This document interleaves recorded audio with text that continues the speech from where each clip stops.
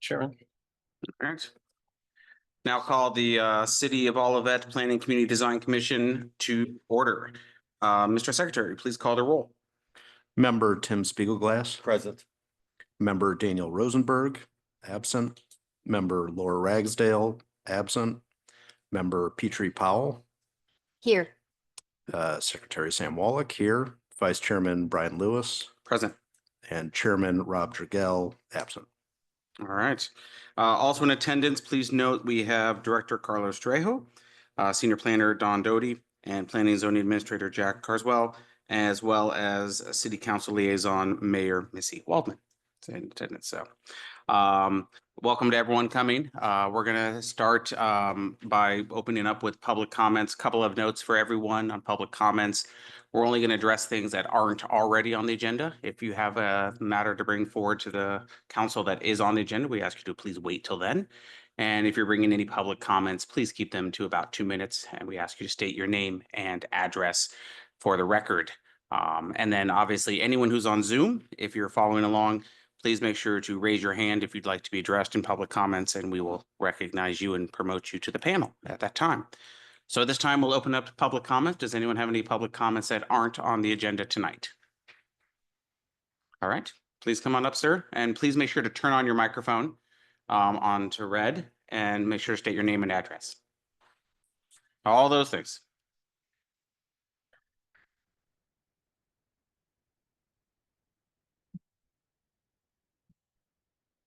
Welcome, ladies and gentlemen. It's been a while since I've spoken to the Olivet And I'm sorry. powers that be. Yep, and name and address, please. Richard Essman. Mhm. I live at 19 Kingsbrook Lane, Thank you.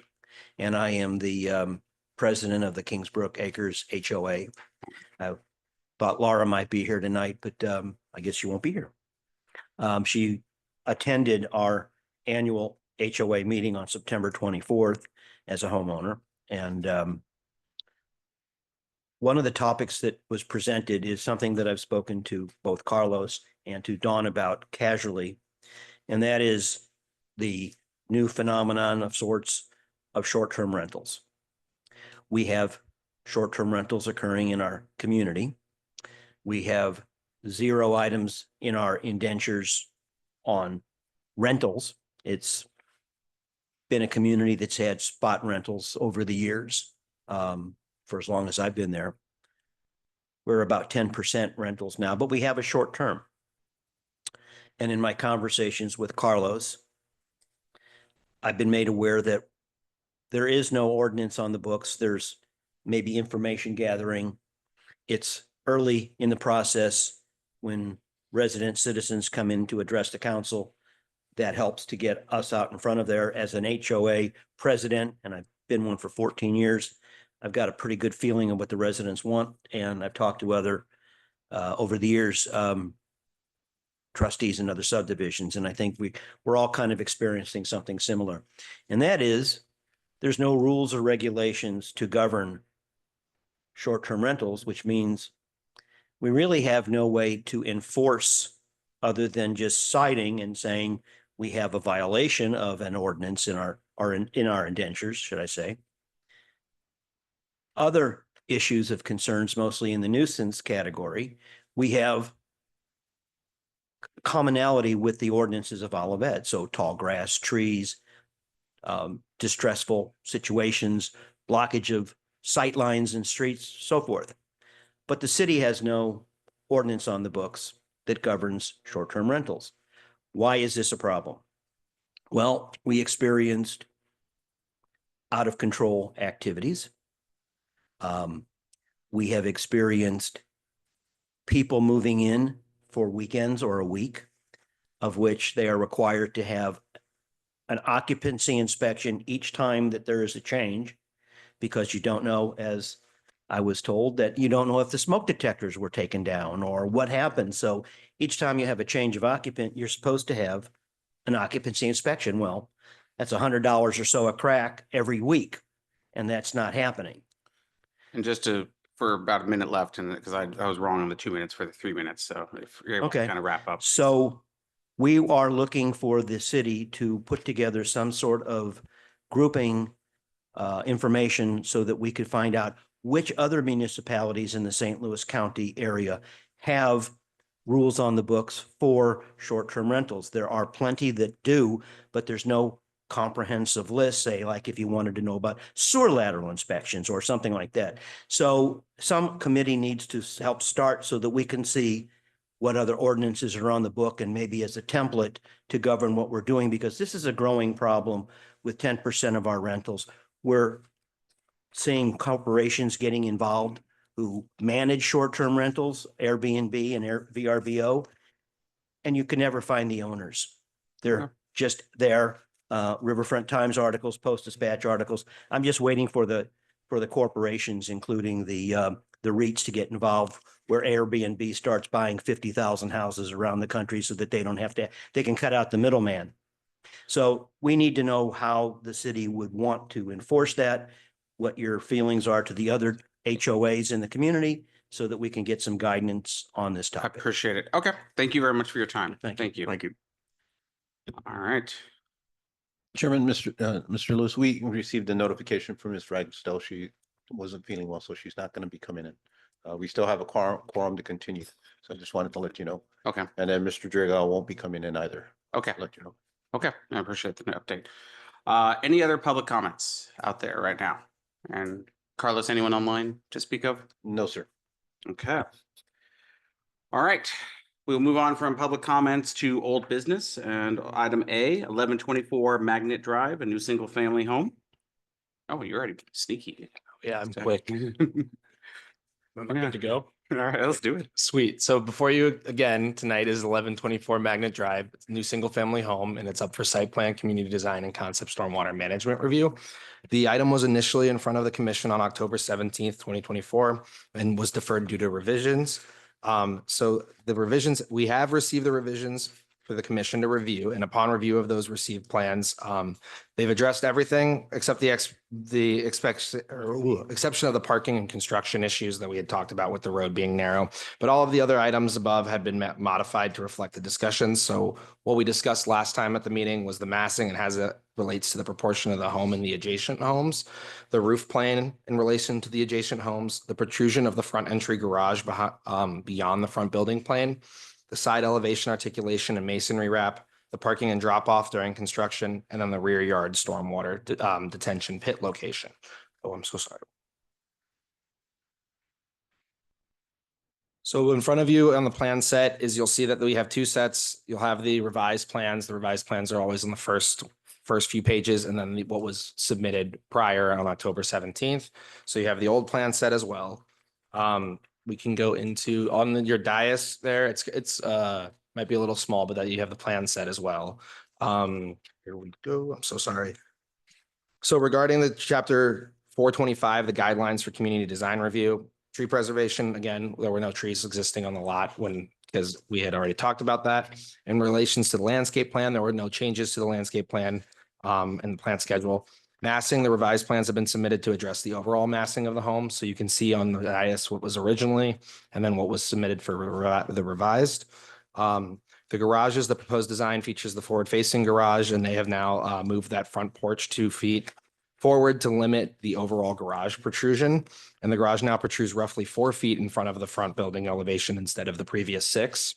Materials, the plan revisions address the brick turnarounds that were discussed on the October 17th meeting. So they did address the brick wrapping around the side where the garage is, as well as wrapping around the sides of the side elevations. Into the porch. Yeah, into the Correct. porch. Okay. Yes, sir. An elevation articulation that the petitioner had provided revised plans that illustrate the additions of the windows on the breakfast room, the master bedroom, and the upstairs hall bathroom. And then in terms of the stormwater, the petitioner has relocated that stormwater pit past the rear yard setback so that the homeowner has the full ample space for their backyard. In front of you, you have the staff report, the application attachments, revised plans, and a revised site plan and revised building plans. And also within your staff report, Carlos did a very great job of showing the differences between the original and revised. So he goes through each of those components we talked about on the 17th meeting in more detail farther in the report. Overall, would you say, I mean, you're pretty comfortable that everything we had asked for was met and approached? I mean, it was a lot of different details, and this was one that was custom for a specific client, I remember at the time. So, but you feel comfortable that everything I was feel met? comfortable that they have addressed at least all of the concerns that we brought up, except for what we talked about with the parking and drop off during construction, Yeah, but I know Carlos might have some more information. I on that. did reach out to the trustees. I know a couple of them, they had been approached by the developer and talked to regarding, because it is a private street. It's a pretty narrow street also. And then we do expect to get some type of parking and drop off mitigation plan as you go to the permit process. I'm not looking for it right now in there. And I do ask, because it is a pretty connected community in there. You know, this summer, the grass got really high. Mr. Schwartz next door was cutting half of it. Miss Lumry, she's in her 80s and she couldn't cut the grass, and but we couldn't get a hold of anybody at the time. And we just post a notice on the property grounds, but glad that the property is being developed, but you know, you really need to interact with your neighbors. They're excited and they're happy for the investment in there. And I think you got a good location, so. So I think one of the issues, there was some discussion about whether or not notice had been properly given in time. That's now been given to. Yeah, the notice was sent prior to the October 17th meeting as well. It just didn't give them ample amount of time it probably reached out before the meeting, but of course we don't know mail and everything. So now everyone's had enough time to be notified for it. Okay, Mhm. good. All right. Any other comments or questions from on the panel? Do we need to hear from the practitioner, or are we someone ready to make a motion? Actually, any public comments I should ask online? I'm not sure if we have anyone online besides us, Carlos. We don't have anybody online. Okay. Any comments from anyone in the audience? Do the petitioners want it? Yeah. Saying you don't have to, but do you Yeah. want to? If you want to, you're welcome. But Chris Fisher with Fisher and Fritchell, 695 Trade Center Boulevard, Chesterfield, Missouri.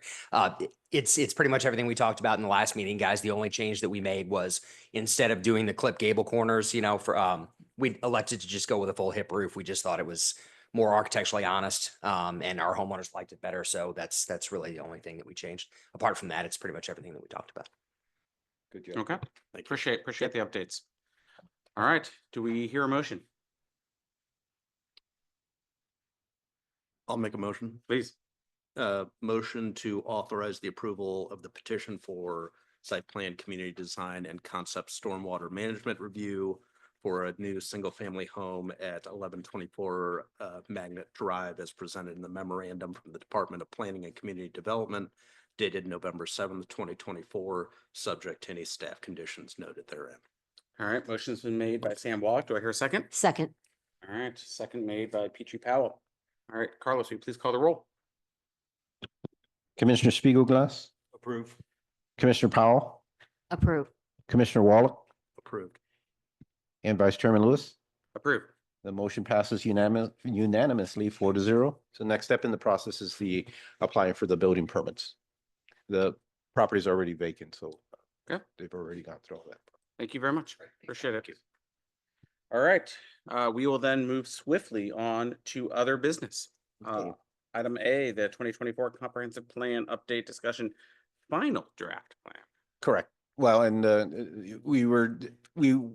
what we will try to do is have on our first meeting of the month, discussions about the comprehensive plan and the implementation of the plan.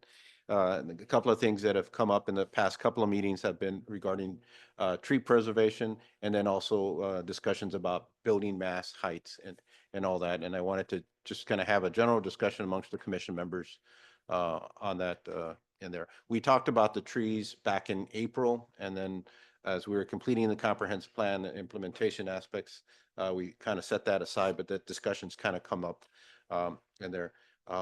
Right now, and this is pretty much new as of this calendar year, is we are asking all petitioners to submit a tree report in there where we were not receiving arborist reports prior. And all site plans are required to identify all the trees, to list their species, to list their size, and even the canopy. That's been in the books for quite some time. But now the commission, what we've heard from the commission is that we also want an arborist report in there, and they've been, for the most part, have been pretty standardized. The arborists will identify the species in the site plan, list their names, their botanical names, their sizes, and then just give a general reference of the quality and health of the tree and all that. And then we ask that they identify in that site plan which ones are going to be removed and which ones aren't. The next step in that approach is ensuring from the permitting aspect that those trees are protected and things are followed through in there. That's still something we're working on and trying to implement some regulations to make it more consistent and also easier for the inspectors in the process. And then finally is, you know, what happens after that permit is closed, and if something dies, you know, within a year or two after occupancy, of looking at mechanisms to go back and say, you know, this is part of the guarantee. You have to replace it or put it back, because there should be some type of warranty in place, and how to assist the new resident, which is probably the purchaser, you know, to pursue or get that remediated through either the previous, the developer, contractor, or someone in there. So we want to get something that's a little bit holistic and addresses all those aspects of that in there. Go I'm ahead. kind of curious, you know, and I like the approach we're taking, that we're asking for the arborist report and asking for that. I'm gonna go deeper into say, we've talked briefly about Mhm. what if we're asking people, if people are taking down trees, can we as a city then say you need to replace them somewhere, not necessarily on the property because one always fit, but do we have the ability to say? I you need believe for so. parks? The commission, both through the community design and more specifically through site plan, anytime that there's a site plan review, that's well within your purview. So we, but, Community design, you can, again, as long as you tie it to the design principles, that's what I have up on the dais right now. In there's enough leverage to make those requirements. I guess the challenge I would have is I'd almost like it to be, I'm not sure if it needs to be, and that's why I'm curious if it's a city council thing or a PCDC thing, because I'd almost rather have it be a statement, because we can't be arbitrary, but like, Correct. I'm gonna make a statement as an example. If it's already diseased or dead tree, okay, it's been removed and it would have been removed eventually. But if you're taking down a tree that's viable for construction, I would argue that you need to replace that tree somewhere in the city of Olivet at your cost to equal, and I make canopy coverage over, it might be multiple trees that equal Right. that canopy coverage, because you're not gonna get a mature 50-year tree. That's not gonna happen. But, and then it's up to the city parks department maybe to figure out where that goes, or city, I'm making things up, but this Yes, is kind of no. where I'm going. Um, but I'd almost rather have it documented in some kind of formulaic way versus we're picking up here by house, Yeah. if that makes sense. So what we do need, you know, beyond just the principles, is something codified, and that would be some type of ordinance, and whether Okay. that's a tree regulation ordinance, a chapter within its own standing like we have for stormwater, or it's integrated in one of the site plan or community design conditions of these things have to be addressed. For us on a staff perspective is the replacement component, and what I control, what commission controls, and then what the council controls in there. So there's various levels in terms of that. So what we do control is what's before us during the presentation and what we can require on that property itself. What we don't control is if we want to provide some type of opportunity for, instead of here, if you plant it or you donate it in there, that becomes a little complex, and then that starts to involve the council. And I think we should probably look at it in a tiered approach.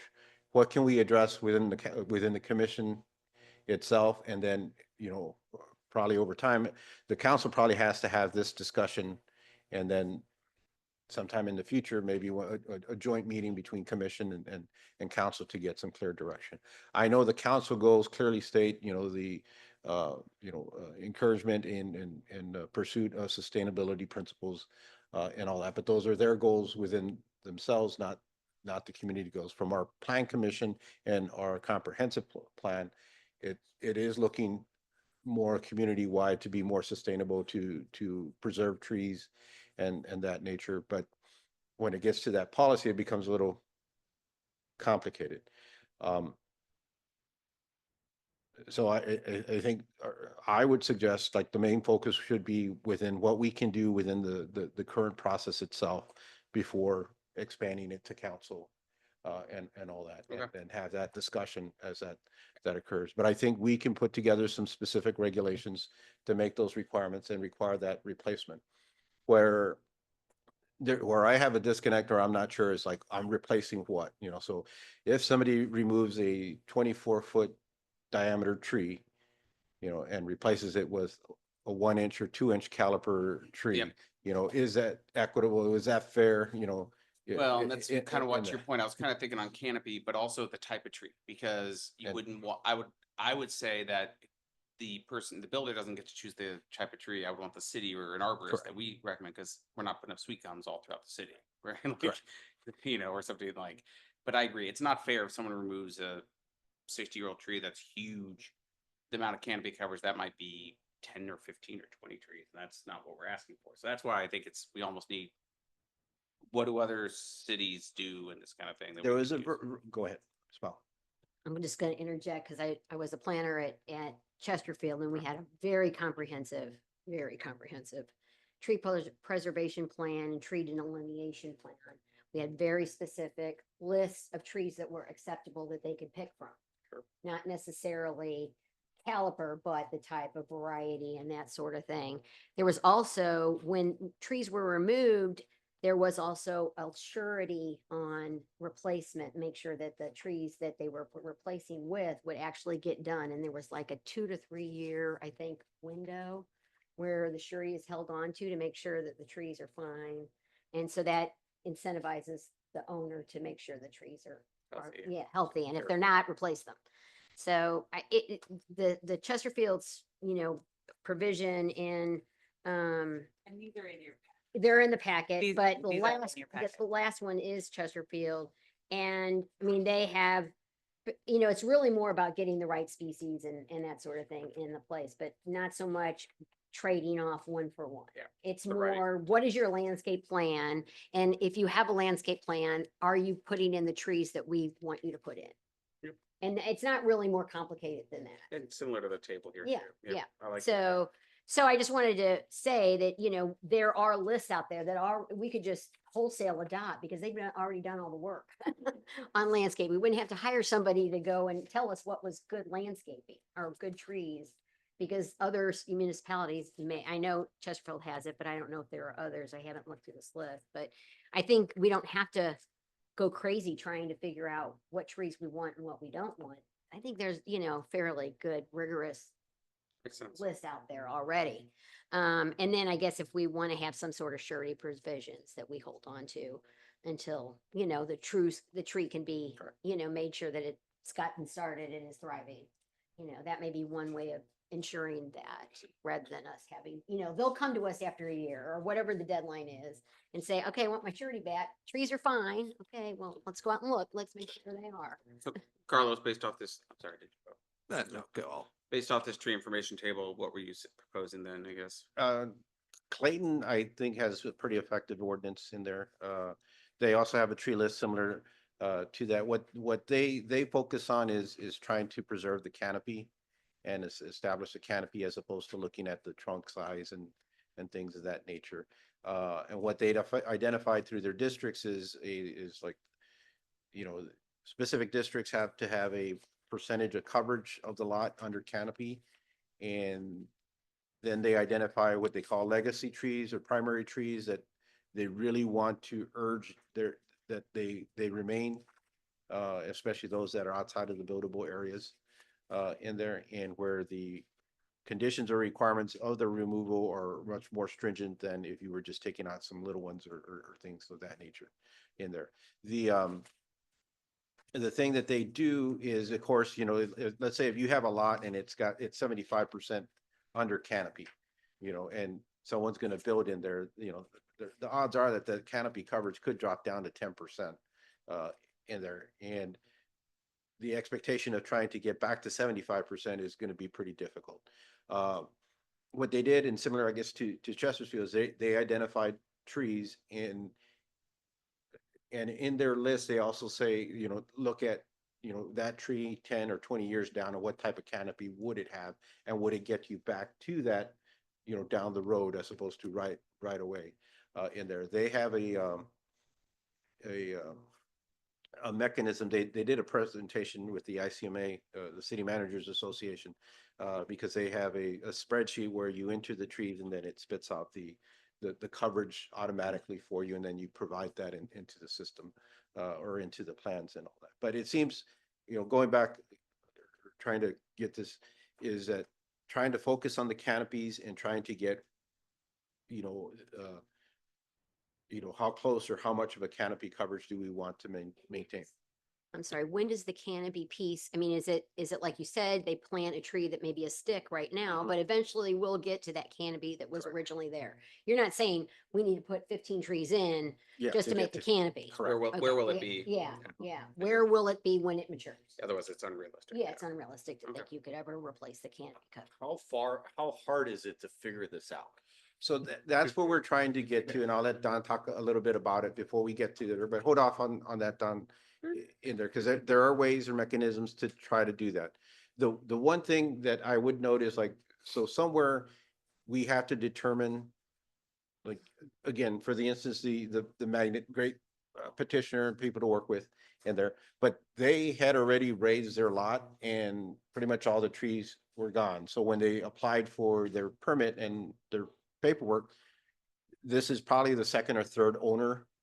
So the survey should, there's nothing, So trying to start from 2024 as your baseline isn't reflective of what could have been there in 2018. I'm just going to use that number. So we do know that there are aerials available for the public. So it's not something that, only the city has, that you can use as your that as your baseline. So the county has specific aerials by a year. And, to adopt one of those is, Olivet is now going to look at the 2018 canopy coverage, and that's going to be our baseline. And then we're going to, it's one aerials? of the, no, not, well, I mean, I No. would think if there's a lot of trees, You- you may not gonna be able to tell. correct. And that's where it gets a little, but you can tell what the canopy is and the coverage is. But I couldn't tell you if it was one tree or it was 10 trees. So I think there's two parts of this. One is how hard is it gonna be for you guys as the city? But how hard is it gonna be for the petitioners to actually get this right, for them to do this, and how much is it gonna cost these people to do this? So that's why we have super minds like Don Doty here. She's going to show us. Yeah, I agree. It's, we don't want a goal to We don't- preserve for water and society to be so complex that it takes thousands of hours and or millions of dollars. You wanna be a city, like, we go to cities and flicker work in or cities must? that are very tough, and they're known to be tough. Yeah. And we don't, I mean, I You do avoid not that. want our city to be like that. No, We and I wanna think be it's a, able to work with these. I think what we're asking is a fair ask, but let's make it a simplistic ask. Right, exactly. Anything's gonna be better. Right, oh, yeah. Carlos asked me to look at how to quantify the tree canopy and coverage that we have now. I found a really great data set from let's see, what is it? I just lost it. National Land Cover Database for 2000. The most recent update was 2021. There is yeah, I mean, that's the most recent. There's supposed to be another data drop coming in the fall, but we don't know exactly when. I was just gonna say, did you ask FEMA? Did you look at any of the FEMA information on tree canopy and coverage? This was from the USDA Forest Yeah, Service. 'cause they, I mean, the only reason why I'm mentioning it is because FEMA has up-to-date LiDAR, aerials of all flood-prone areas, and they may have good data for you that's much new, much closer to today. Okay. I would just say, maybe check in with FEMA, and Department of Natural Resources. Just a thought. Can do. So this is from a collaboration from USGS and the US National Forest Service. I was able to clip the raster data set down to the single family parcels and establish that, at least from a majority standpoint, according to that rasterized data, which has a percentage of tree coverage, we are mostly 20, like most of our parcel or single family parcels are 25 to 50% canopy. Which is, I mean, it's fairly middle of the road, but that was that was the data that I was able to pull out of the rasterized set. We do not currently subscribe to the like the analysis tools for rasterized data. It's a different kind of data. It doesn't have, your stereotypical attributes tables and things like that. So there's just not the capabilities in what we currently subscribe to do a further analysis. It would be something that we would want to look at. And that is just to kind of discover our baseline and what we have to, what do we have to maintain? Do we not want to see that most of these areas are darker? Because I think that, we would want to encourage that. We're still on an application by application basis for anything, what we can look at or for the new homes that are presented to us. And establishing our baseline for what our city has, this data was, at least somewhat useful. I will look at that FEMA data. It didn't come up. Well, I just know that that they update their maps with the better aerials. That's what's important to pull from that. I comment. definitely use SEMA, like I'll get my elevations and Mhm. contours Mhm. because they have the most Yeah. up-to-date things there. And there's a couple of things in like when we work with SEMA and a lot of their LiDAR data, they usually wait till the fall because they're really concerned about topography. So they want the less foliage and coverage. Yeah. Well, the aerials, so this is a data set depicting the tree canopy coverage. Yeah. And so it's not an actual aerial, right? Like it's not something that I'm just subjectively Google Maps and. looking at that looks like a tree as opposed to a field because, it kind of all looks the same in 2D. So at least with LiDAR, it takes the thinking out of it for you. And these data sets, they have, it's definitely cultured, you could say. They've gone through and dotted all the I's and T's to, check the data. That's why it's old, but they should have another. So I'm not technology savvy. So can you, if I was going for my house at 533 White Rose, could you go and say, hey, this is what canopy you have Yeah. right now? I could Okay. And So Doc, that's roughly in quantitative. 2021. so Right, but that's quantitative. can I get the mouse? Oh, sorry. I mean, that's Good enough. something you could do. You could Yeah. make a call up and say, And that's hey, it. this is where I'm potentially building. What's What the was- coverage is, So and this is how you get to that formula to get to that coverage. Yeah. So through St. Louis County, and I'm just going to use the Oh, house. I didn't mean to do my house. As an example. Yeah, But- I did not do what you guys are talking about doing. But what this does is that this is all publicly available data, so you don't have to go or get involved to any type of expert in there. And we know that these go all the way back to 1937. But let's say if we had a discussion about having 2018 as our base, that's what we're going to use it from this point on. We're going to try to maintain the canopy as close to 2018 as possible. We do know what it was in 2010. And now we know what it is in 2018. And it's almost pretty much nearly the same in terms of how that layout is, those trees here and what you have back there and there. But it gives us something that anybody can access this data. So a contractor, any of their consultants, the surveyor can use this data and then kind of outline the canopy area. in there. But can I give you an example? Because I always do this during the meeting. Will you go back to my house real fast? Yes, sir. So I did this, if you look at my driveway, I did this driveway because there was a tree stuck right in the middle of it, a big tree. I did not want to demo. And I tried it. Everybody said it's gonna go anyway, and guess what? It went. If we are close to it, when we're doing this and talking about this, those trees will die if you're doing construction around it. That's what happens. No matter what you do to try and save it, that's what's gonna happen is you're gonna build your house around something and it's not gonna work anyway.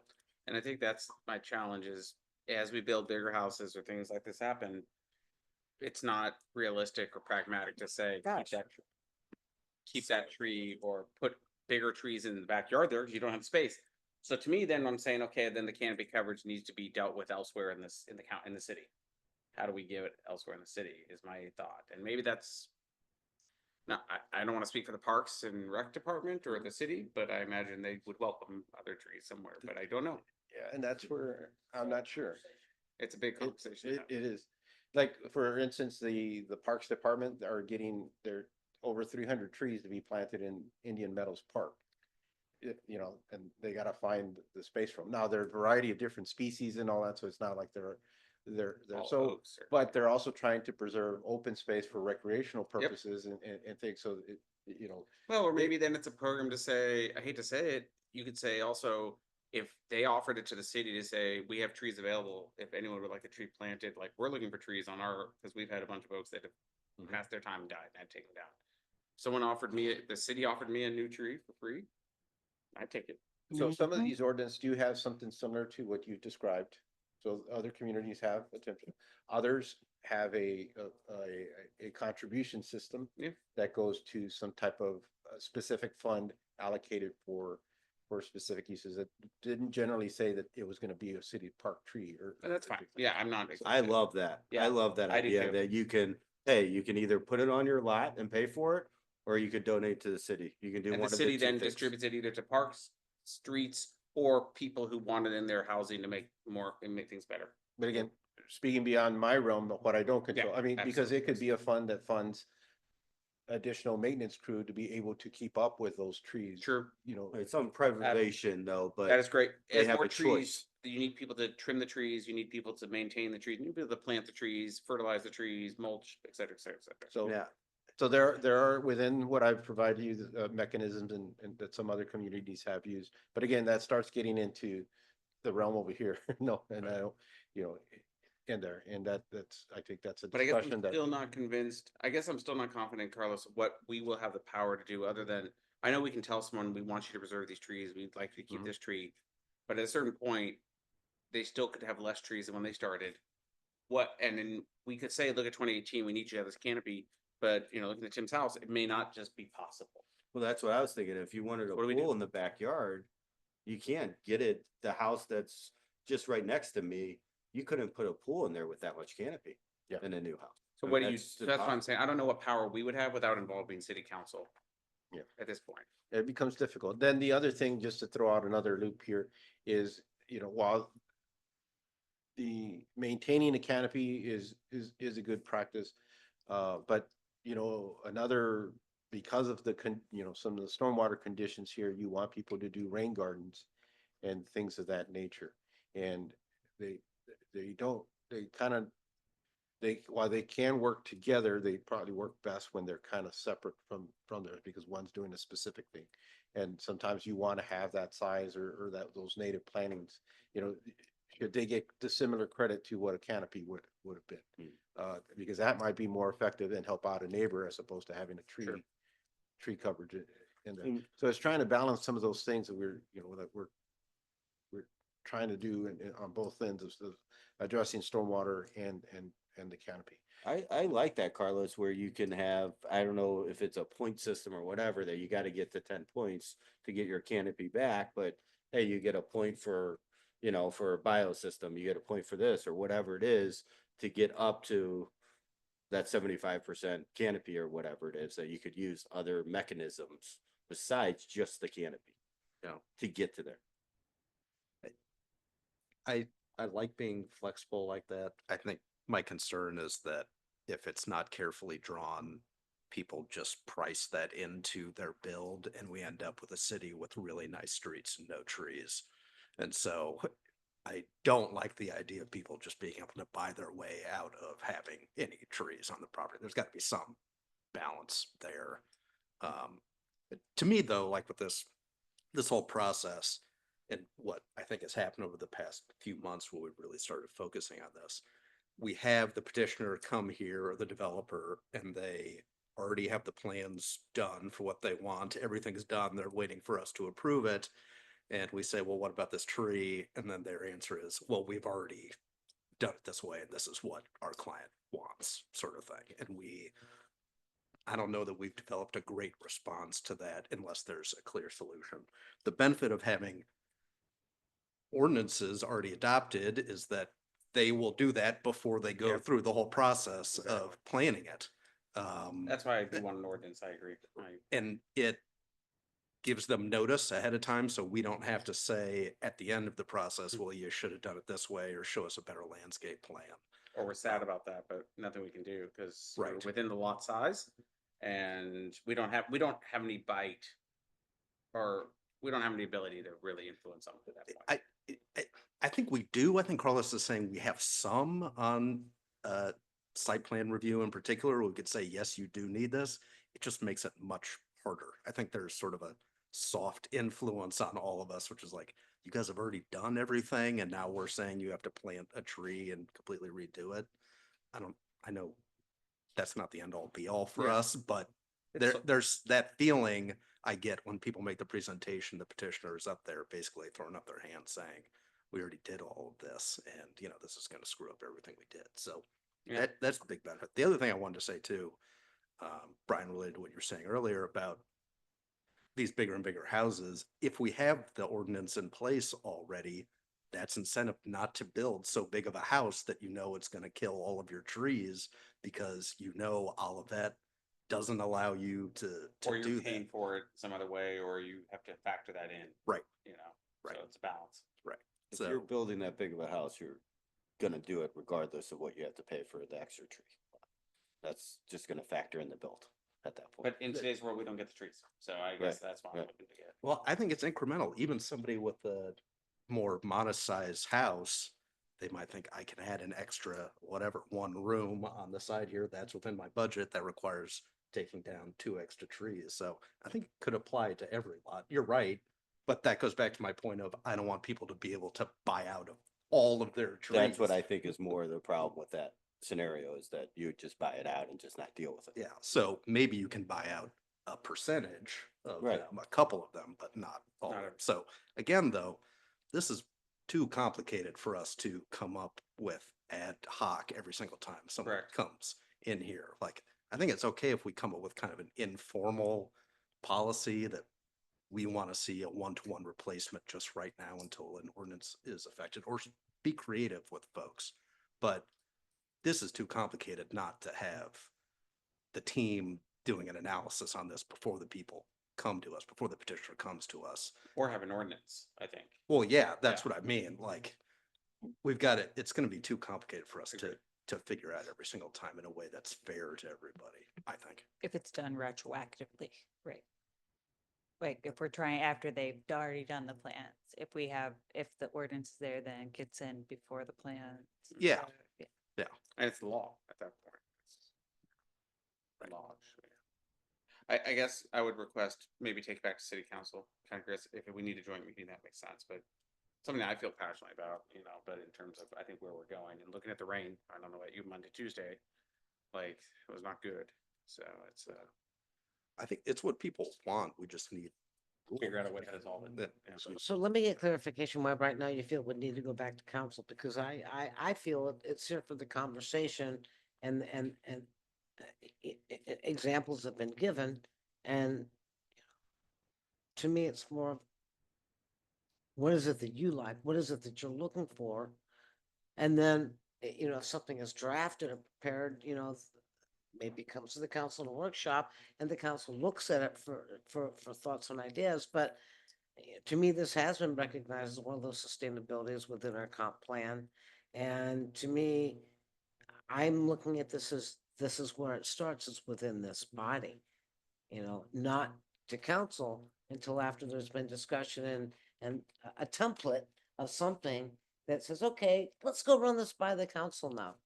Kind of like, the banter back and forth with regard to the chickens and the bamboo, but hopefully it'll be a hell of a lot nicer than that one.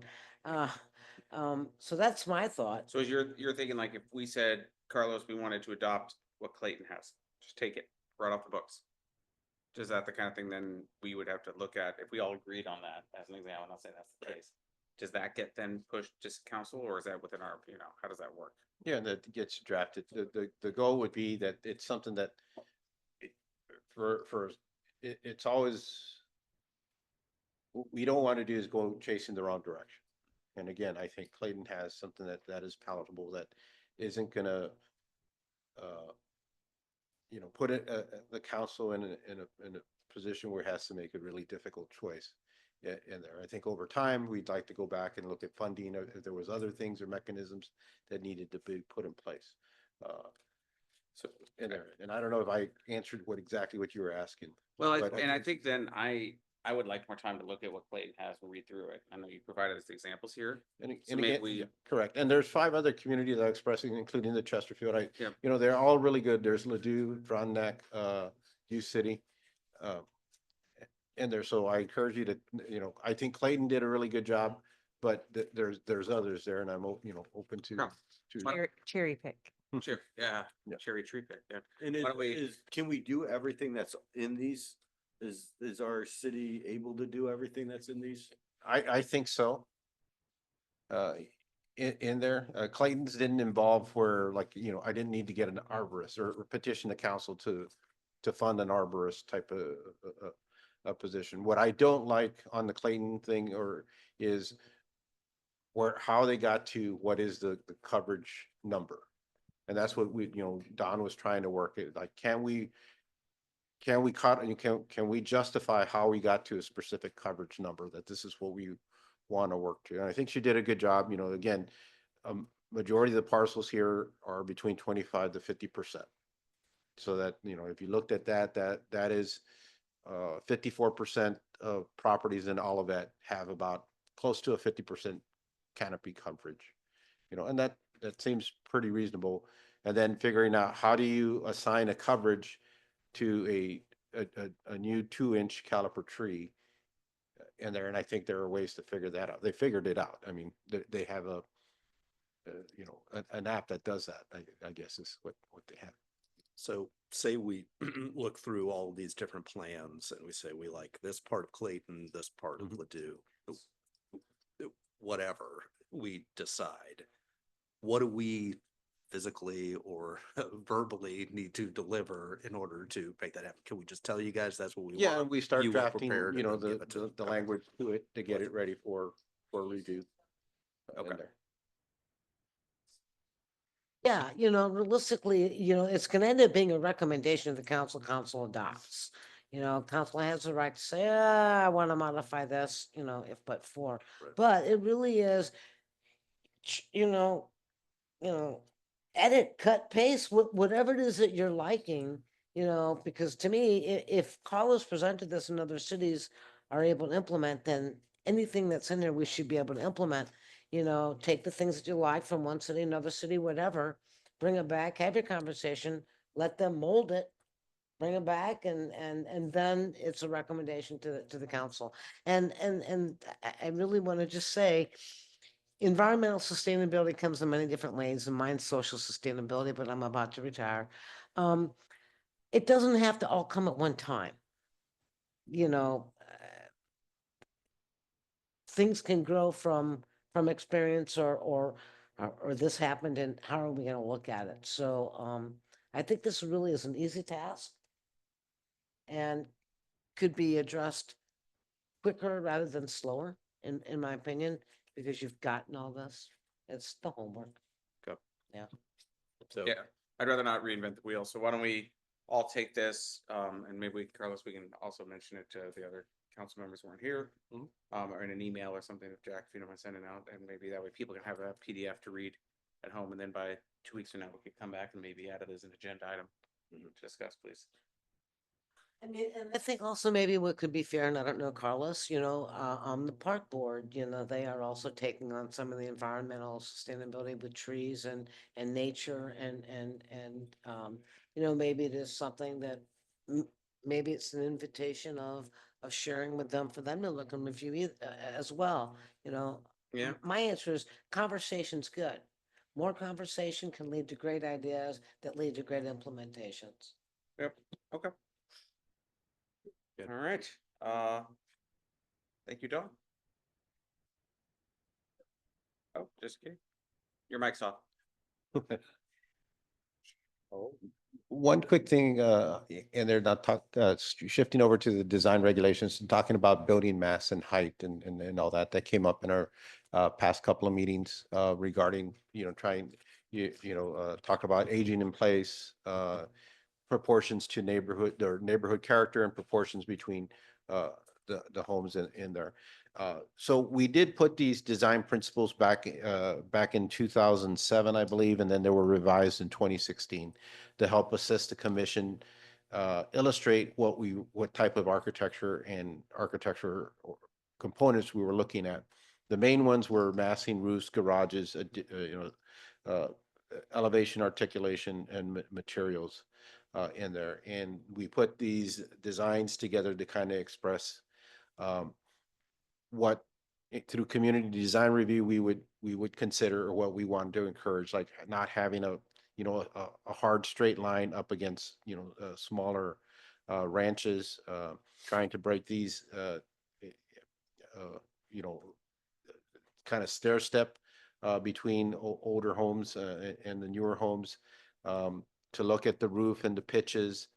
And then, we talked about garages, the elevation, articulation, and even materials in there. Now, what all these do is give an example of things that we like to see. So there are guides, but you go to the zoning ordinance. The zoning ordinance gives you specific hard numbers. It says in the city of Olivet, you can build up to 35 feet. And that's how we decided that we were going to measure building height.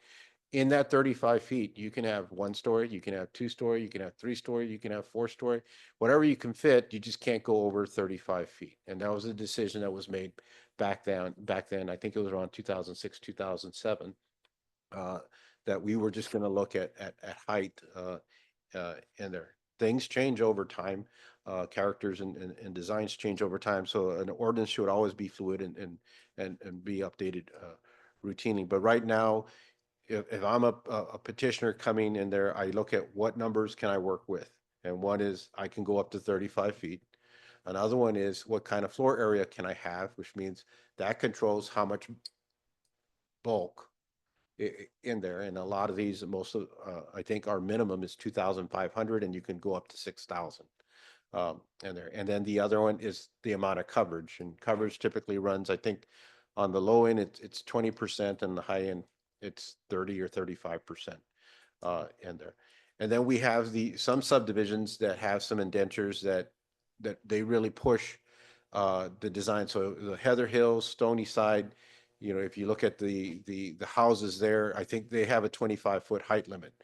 I can't enforce it, but they do. And when developers come in, I tell them, you need to talk to the subdivision, because they have a more stringent in there. And we work with them because they know we can't stop it from our side on it. Stony Towers is another one. I think they use 30 feet in there, but all we can do is just make sure that they get informed in the process, because again, by code, someone can build up to 35 feet in there. When you get to the community design, the commission has 2 great weapons. One is there's a lot of flexibility in how you interpret those. And again, you guys are a consensus. It doesn't need to be all majority every time.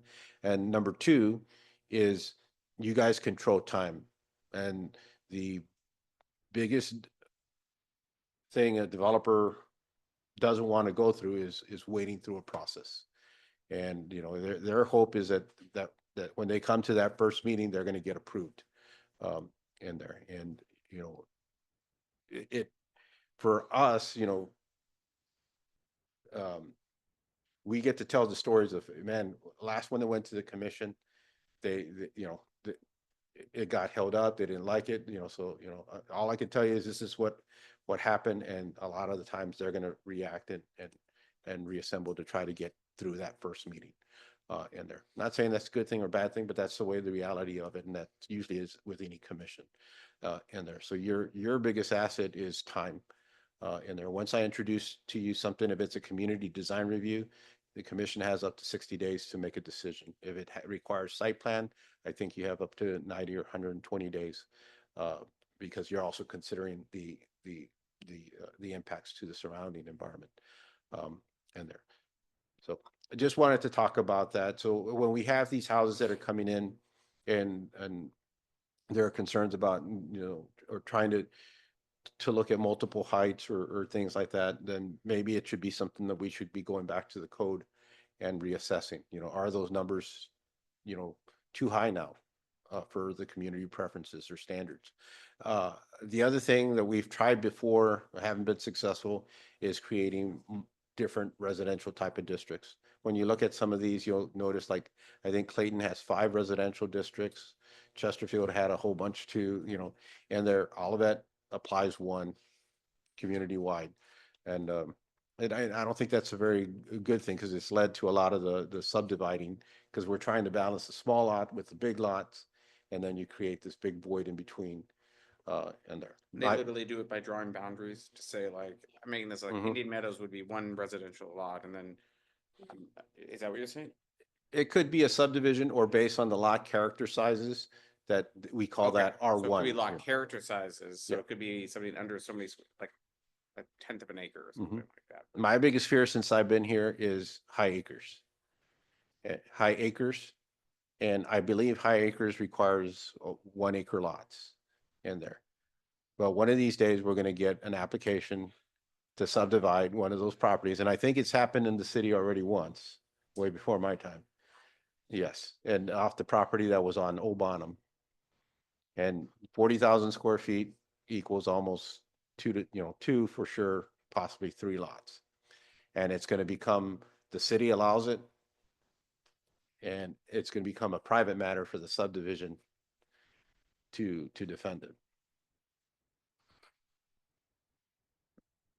And that's gonna be, it's gonna be hard, because it's costly. I mean, and I don't know like how they would. It's interesting. I could see the flip side. I could see lawsuits, and I'm curious because you're treating one group with different guidelines than another. And so why did that group get to subdivide and I don't?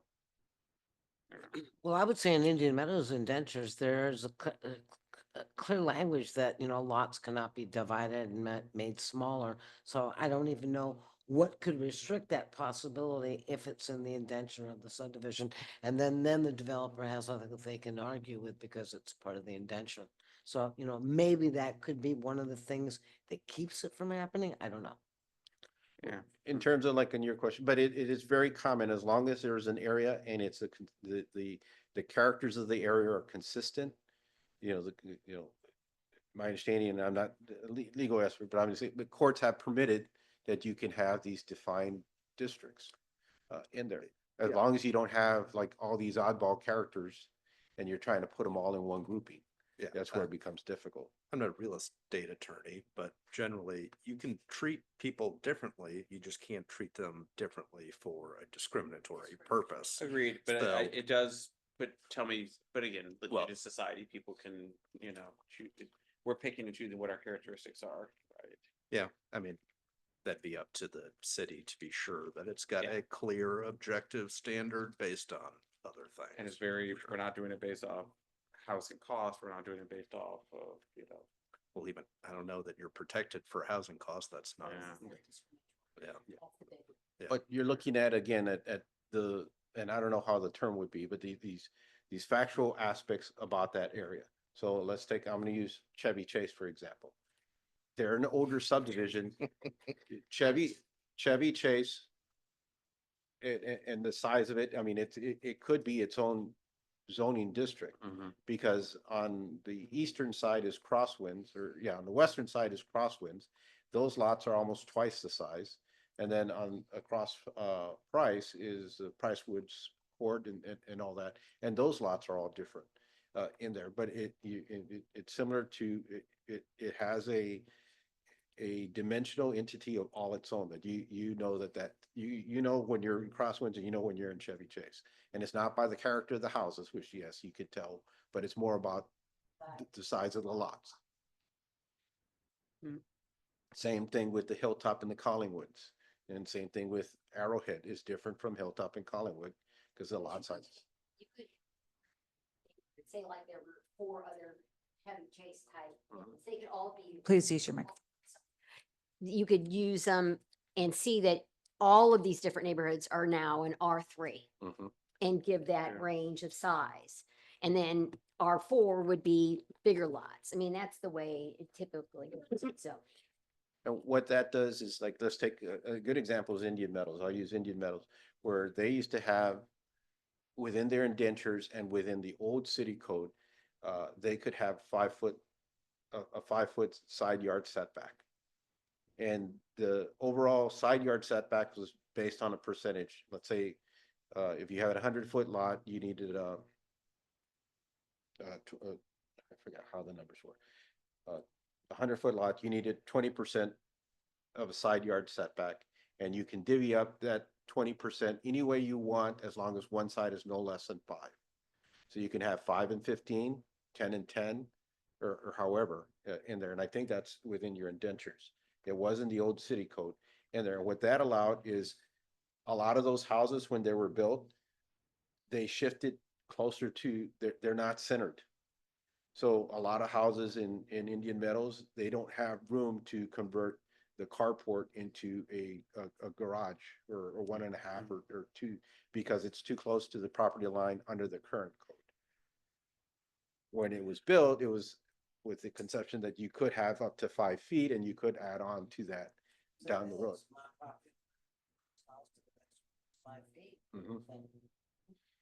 Okay. And that's where now we're trying to apply the same setbacks in a 100-foot lot in Indian Meadows that we would apply in a 200-foot wide lot in High Acres. And it does impede the investment on the smaller lots, because there's a lot of carports, but they can't enclose them because they're too close to the property line under the current condition. And that. nobody's ever applied for a variance in that regard, But it. based upon their, Correct. what was legally there when they were built. They have, but it's not justified from a planning perspective. It's not justifiable. You know, I would rather see the cities change the code to make it that than do it on a case by case basis. But you know, it's one of these things, again, just for food for thought in there. But as we go through these, just keep in mind, I mean, these developers are designing to what the height is permitted in there. Now, we could use, you know, the neighborhood character and all that, but it becomes very difficult in there pushing that. The other thing too, keep in mind, Heatherwood and Stony Side Lane, because of their height restriction, their building's footprint has become bigger, and I have more stormwater issues in that subdivision today.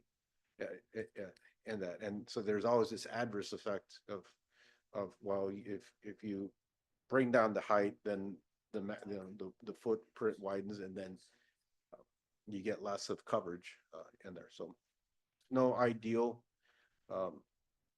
in that process, but I did want to bring it up. Right. Yeah, we'll do some reading. The next thing on the agenda, Chairman, was Dawn was gonna give us some feedback on her collection on the app. Some of the best planning practices.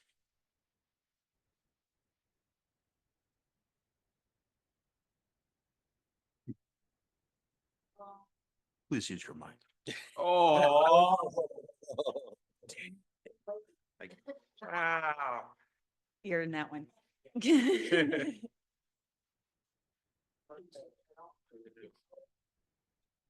So Thank you, Sam. This is a dashboard of all the points that we collected in October of our best planning practices in the city of Olivet. So this, I believe Brian collected this one. I did. There it is. And I'm gonna just move. I hope I did this. okay. You Like, did that's what you want. great. All right. Honestly, I was really surprised when I looked at our data sets that crosswalks weren't necessarily where we didn't know where they all were specifically. I mean, and it it's just not something that we have the data on. We don't paint them all. You know, the city doesn't necessarily do that. So I know that that Laura was responsible for these free libraries or for some of these, and why this is not free library.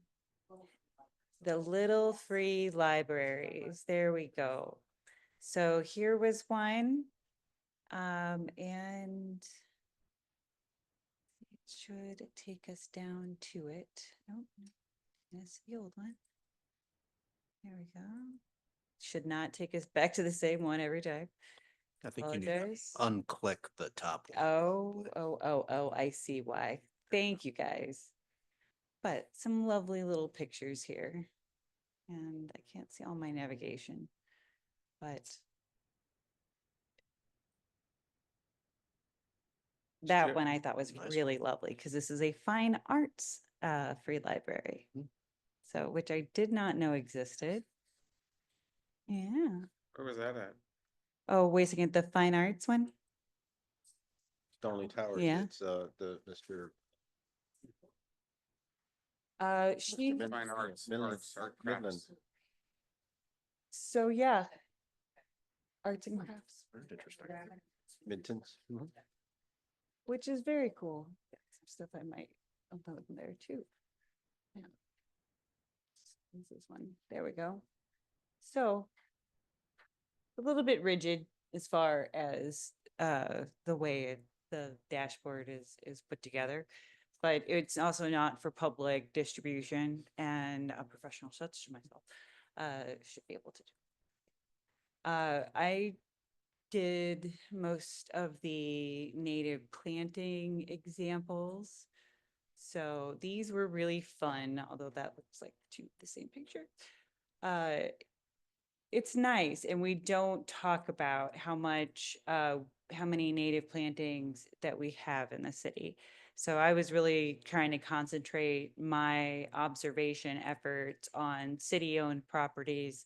And I do appreciate you guys being out in the field to help collect others. So there was one stop sign that I collected that was at Napoleon and Dealman.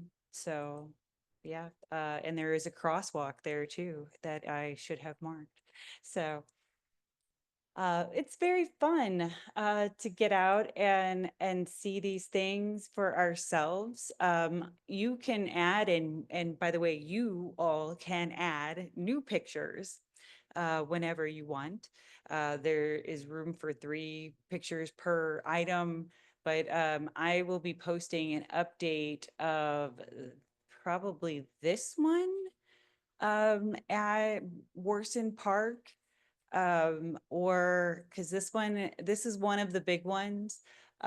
There's one clear on the other side of the park that had an impressive amount of rainfall captured on election day. So I definitely want to see if I can get that in use. And this is actually something that my neighbor put in. So that's a ditch that my neighbor put in because his yard flooded right there. Every single rain from the sidewalk to the middle, or not middle of his yard, but like first section. He has a very big yard, so he probably wasn't very annoyed by this. This is on Grandview. So I don't know yeah. So it's right there at the beginning. And there are interesting things that people are doing to showcase. So thank you all for your time. in doing this and helping. It certainly was interesting. Are we done or do we have an end date that we're trying to hit? I was supposed to let it expire, or I was supposed to expire it, but I didn't. I Okay. forgot. So, it is still active. We can still collect. It will still become part of the larger, anything that or all the things that I've collected. It's becoming part of the existing data set, I already had a lot of stop signs throughout town. I'm just adding the ones I don't have yet, right? The pictures kind of at that point become, it was really more for our entertainment than anything else. Okay. So Thank you. thank you guys. Thanks, Tom. Oops.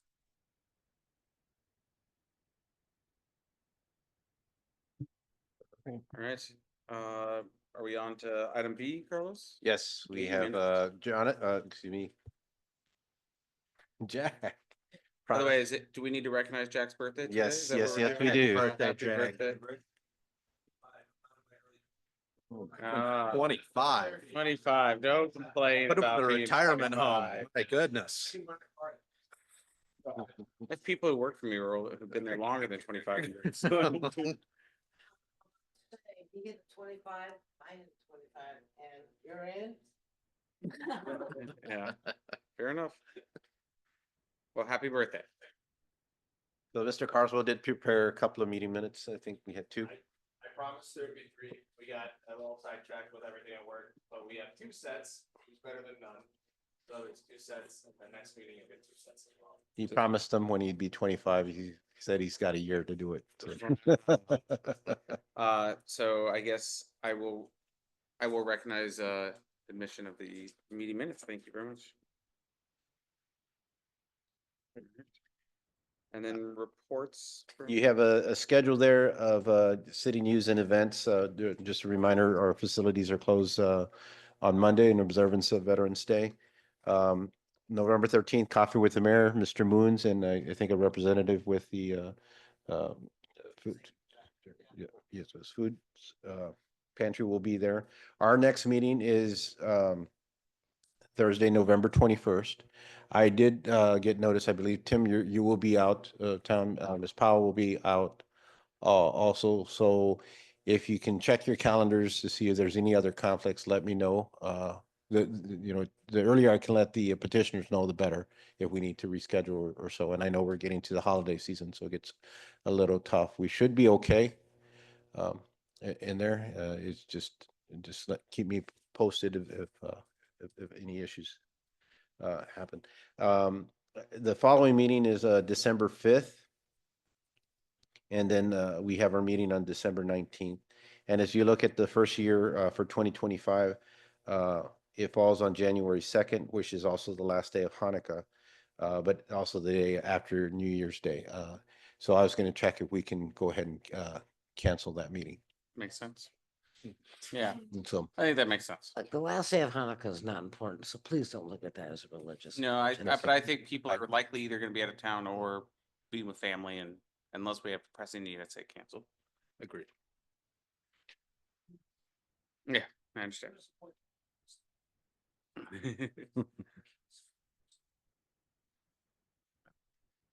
All right, is that it, Carlos? A couple of updates, I guess. I mean, the Audi's going great. They're moving right along, hopefully with an early opening this winter in 2025. And there, everything place, those apartments there were moving pretty quick until we got the rain. It was a pretty impressive rainfall. I know we were probably up 8 inches or so. So we did have some areas, that I was informed of in there, but nothing as bad as before, as we had seen. So we were pretty fortunate on that aspect of it. The Great Heart Brewery, they're getting a partial occupancy tomorrow. That would allow Mr. Valentine to gain access to start brewing. I think he has somebody coming from Germany next week, and then they're going to hopefully, if everything goes well, they're going to kick off and start brewing. That takes about 2 months, so probably looking at sometime in January for an opening. in there. The exhaust fan is in place, so if you ever get an opportunity to drive by or just take a look at, give me some perspective in there. I think it worked out okay in there. Domo had a soft opening last weekend, and they officially opened this coming weekend. Great place.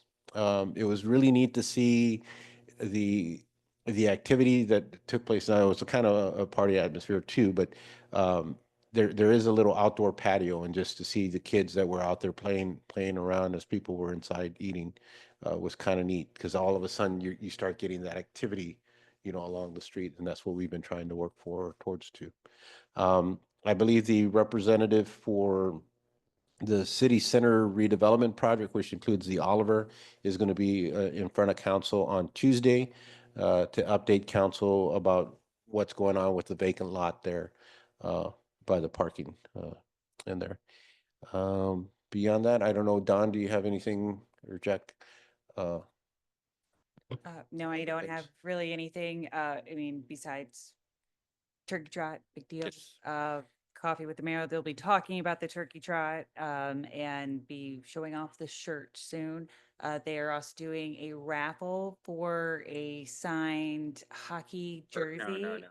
No. Soccer- Berkey jersey. My bad. Yeah. Yes, Come on. sports team.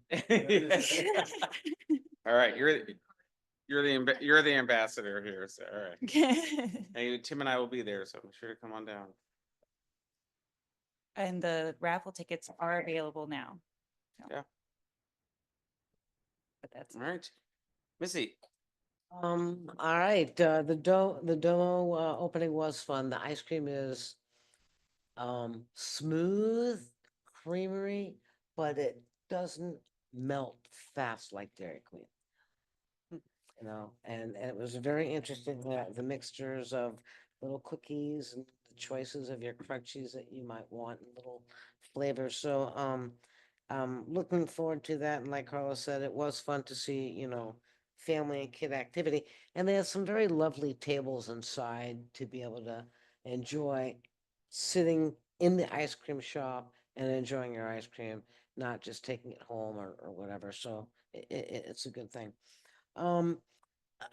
Turkey trot right now, we've passed some numbers that we've not had before. I hope I'm not misquoting myself.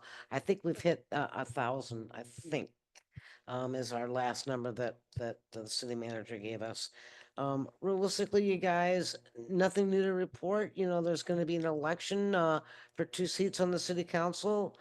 Filing will be beginning shortly in the end of November, and things will happen. I really have nothing else to report other than my appreciation of each and every one of you. You bring great information, great food for thought, and you're very mindful. So thank you. Yeah. Do we have anything else? All right, if not, we'll bring the meeting to close at 8:23. Thank you all.